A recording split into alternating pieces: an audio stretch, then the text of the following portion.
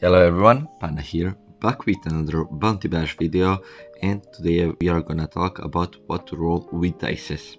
But before we get into it, I just wanna say big thanks to AMBP, I'm sorry if I mispronounced your name, for commenting on the last video and giving me the idea for this one, and also Jay.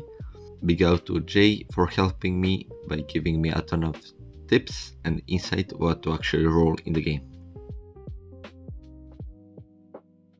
Owned effects. First of all, when you start the game, you want to get as fast as possible to own the effects, basically by owning the hero and rolling certain stats on them, being S and SS, you get certain boosts. You don't even have to equip those characters.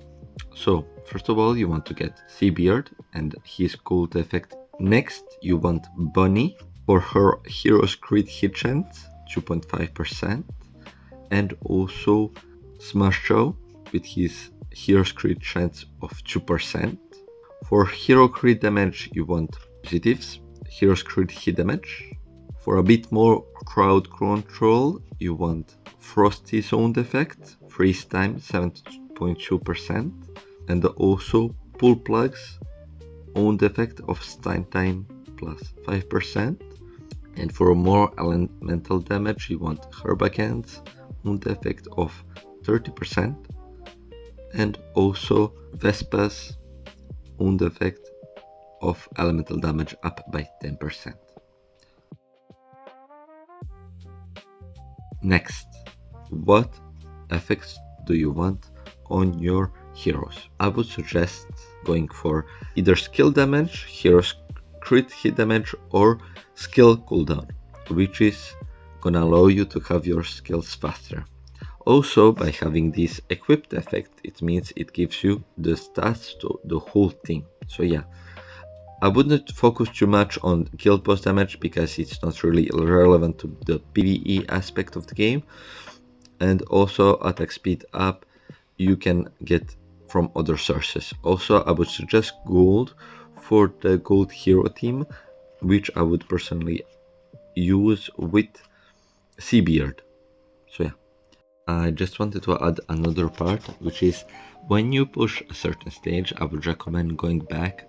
If you cannot push, then eventually put the gold hero setup, which you have the gold Seabeard and all the other heroes you don't use as the main setup for pushing.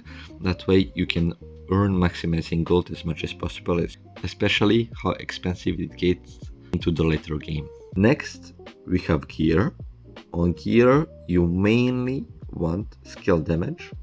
What I would recommend also is, first of all, for the dice event, and second of all, getting SS. But if you want, you can start by getting S first of all, then moving up. What I love doing is I would unequip all three of them. For example, would take all the stats, I would unlock them, and I would roll for SS. And when I get a certain SS, I would lock it and then work on the next thing. But like I said, SS is the best option. It is very hard to get, so it takes time. So I would recommend knowing what you want to roll in advance before actually rolling. That way you can save so much time and so much dice.